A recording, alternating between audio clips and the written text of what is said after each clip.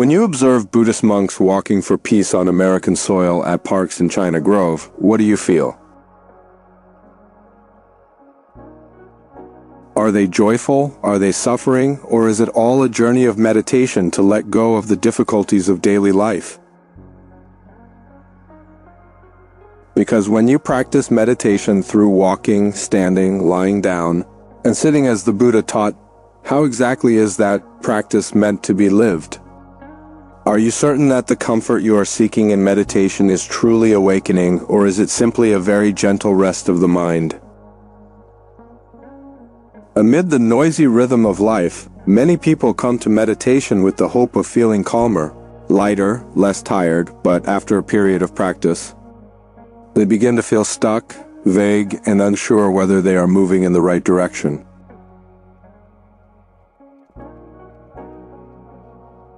In the midst of busy streets full of vehicles, the Buddhist monks walk very slowly. They do not avoid sound, they do not seek absolute quiet.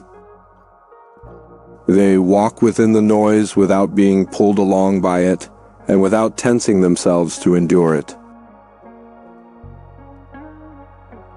These Buddhist monks do not walk to look for silence.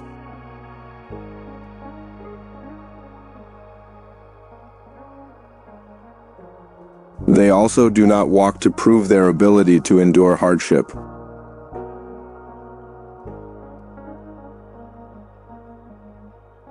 They are walking on a very different path, a path that allows a person to stand firmly in the middle of life without losing inner clarity. What allows a person to walk amid noise, friction, and constant movement, while the mind is not dragged away by pleasure or discomfort? And does that path have anything to do with those who meditate every day, but still feel uneasy, exhausted, or asleep within the very peace they are seeking? Hello, I'm Tan from the Lotuszentan channel, and in this video,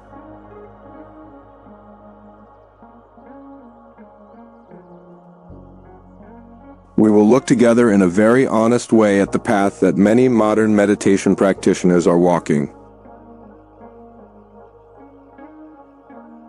To see why meditation so easily leads us astray, and why those Buddhist monks are still able to walk so steadily in a life full of change. There are people who have meditated for a long time, but feel they have not gone any further. There are people who are new to meditation and constantly wonder why they do not feel peaceful. And there are also people whose lives are too busy who come to meditation simply to feel less tired, less tense, and a little less pain. We often meditate to find comfort, and when comfort does not appear, we feel disappointed. But when comfort becomes too strong, we fall asleep without even realizing it.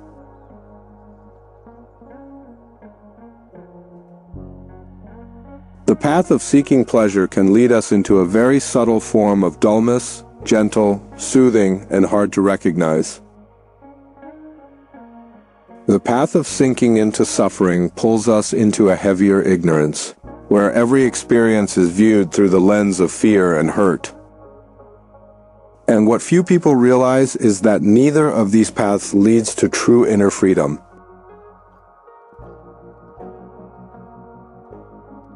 When night falls, the Buddhist monks return to a very simple space. No soft lighting, no music, nothing designed to create comfort. They sit quietly and continue seated meditation, observing the mind just as they observed each step during the day. It is here that a very important question begins to arise. Is there a path that neither lulls the mind with pleasure nor drowns us in suffering? We will observe more deeply the two familiar paths that the world continues to walk, and from there, step by step. Recognize the middle way that the Buddha pointed out, and that the Buddhist monks are silently walking in the midst of this life. Inhale. Gently follow the breath as it flows through your nose, fills your chest, and reaches down to your belly. Exhale, feel the breath leaving through your nose and notice your belly softening and sinking. If you look closely, many of us come to meditation not to see clearly, but to feel a little more comfortable than a life that has become too exhausting. And does the sense of calm we are seeking help us wake up, or does it only help us temporarily forget what we are not yet ready to face? The path of comfort is the most common path in modern meditation practice.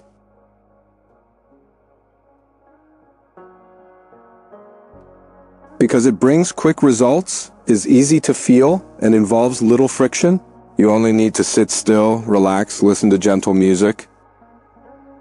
Breathe a little deeper, and the body softens, the mind becomes calmer, and we begin to believe that this is enough.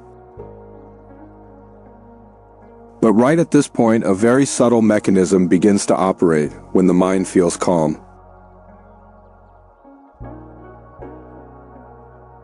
Vigilance drops. When vigilance drops, the capacity to observe weakens, and meditation shifts from a living presence into a very mild, numbing habit.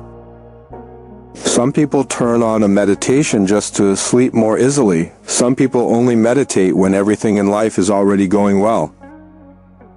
Some people use the feeling of peace to avoid conflicts that need to be faced directly. And over time, meditation is no longer a place where we learn to see ourselves clearly.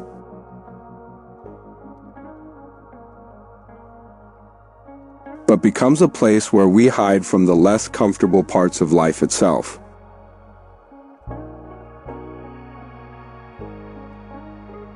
Like the Buddhist monks walking through the streets, they do not choose the coolest time of day.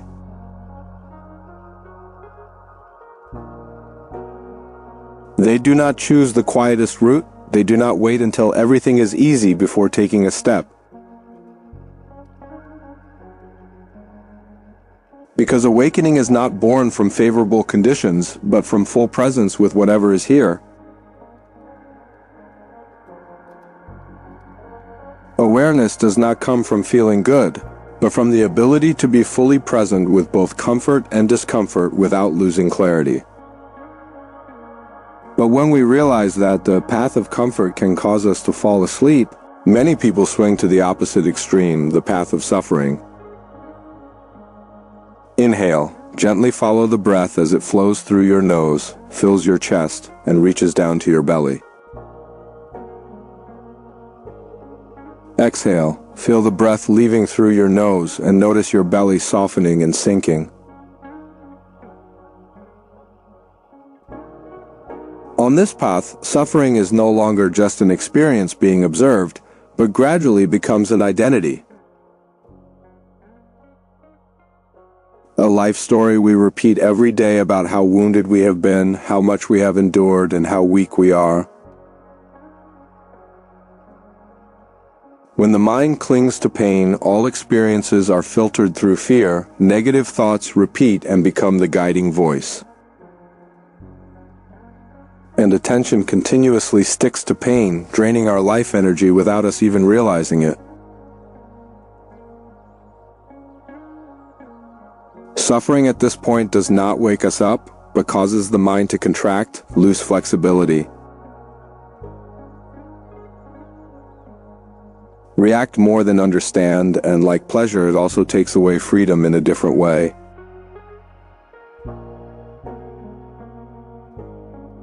At night, the Buddhist monks sit in meditation in a very simple space.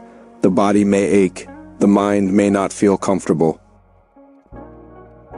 But they do not escape and they do not resist. They sit with experience as it is, without adding stories. Without turning pain into proof that they are practicing correctly.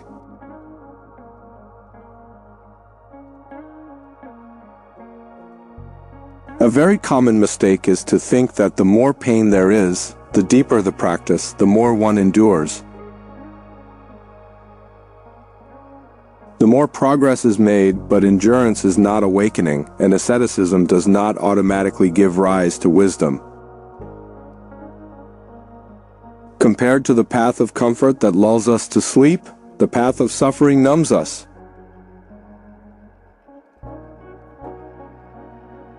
And both cause us to lose our steadiness in real life.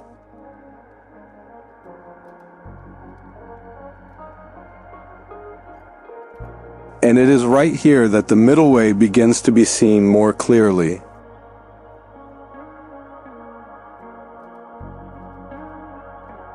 Not as a point between two emotions, but as a way of standing in the middle without clinging. The middle way is not about choosing comfort or suffering,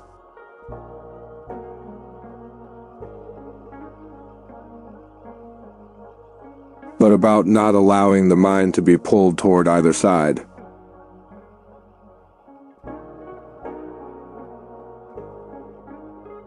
The first layer of the middle way is insensation. When comfort arises, we clearly know it as comfort without grasping.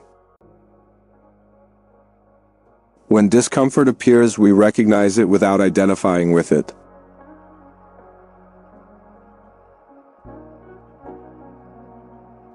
The second layer of the middle way is in reaction. When the mind leans toward craving, we know how to pause. When the mind leans toward resistance, we know how to soften.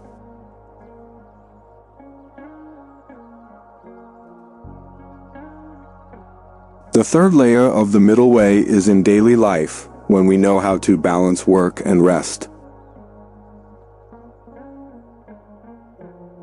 Contribution and self-care without falling into any extreme, between seeing clearly and falling into confusion.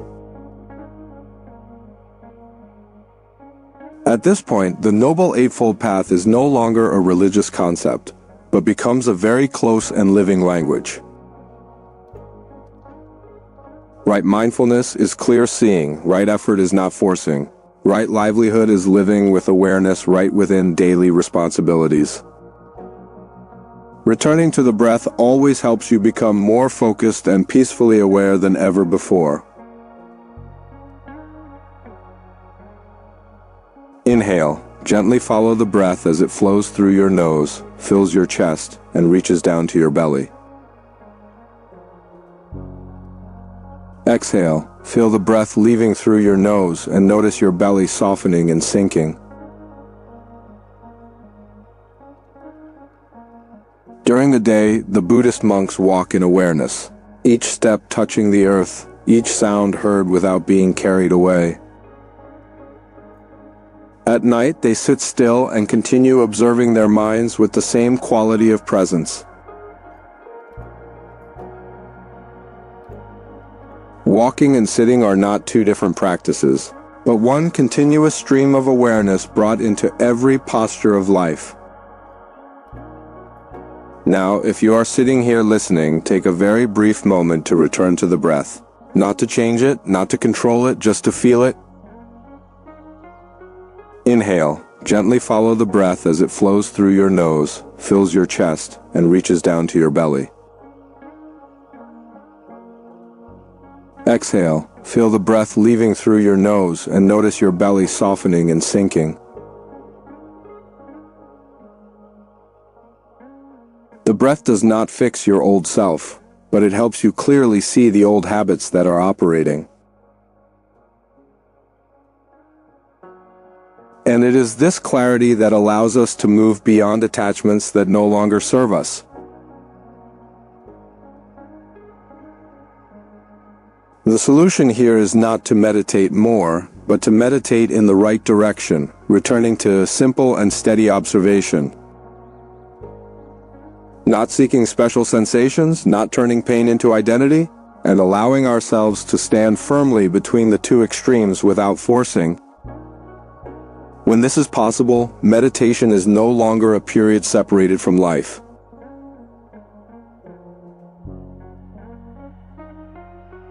But becomes the way we live, the way we walk, the way we breathe, and the way we are fully present in the most ordinary moments. And from here, the conclusion opens into the most important question.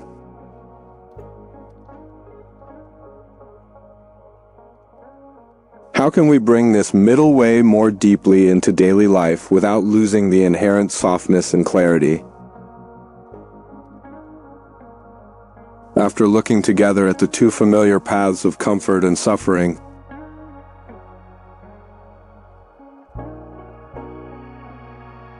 perhaps you are beginning to see that the issue is not which sensation appears, but how unconsciously we cling to them. When we no longer chase comfort to escape exhaustion, nor sink into suffering to find meaning, the mind begins to have space to breathe and to see.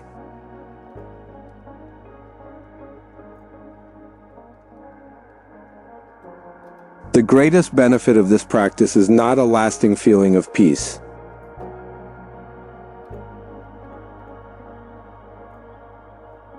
but the ability to recognize where you are in each very ordinary moment of life.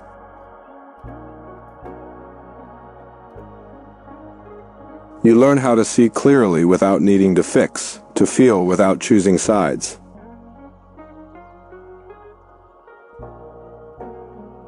And to stop right when the mind begins to slide back into old habits.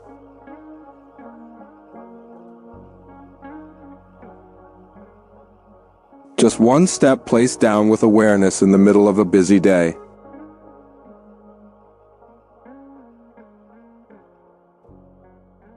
Just one breath fully felt without interference.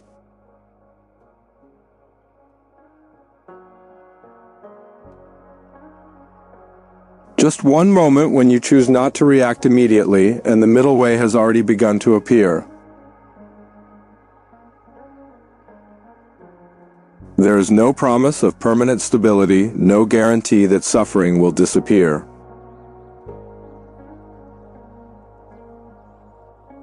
Only a very gentle invitation to observe and stay with the breath.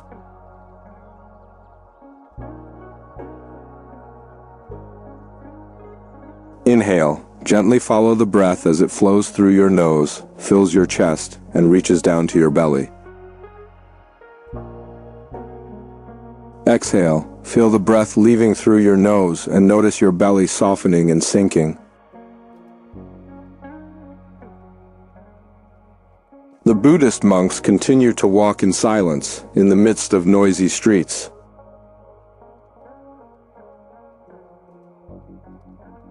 Not seeking another place, not waiting for better conditions.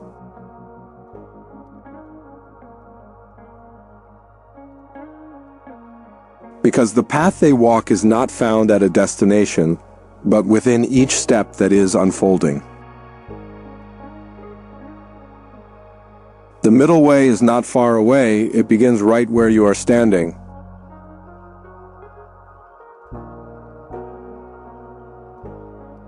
When you remain aware and do not force yourself.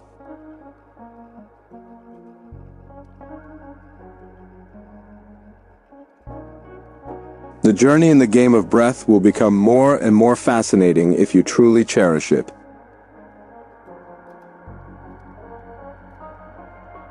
This practice, just like a habit, is a key to unlocking every doorway within your body and mind.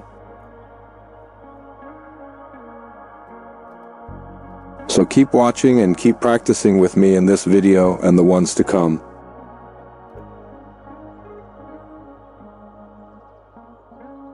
If you have any thoughts or reflections, feel free to leave a comment below.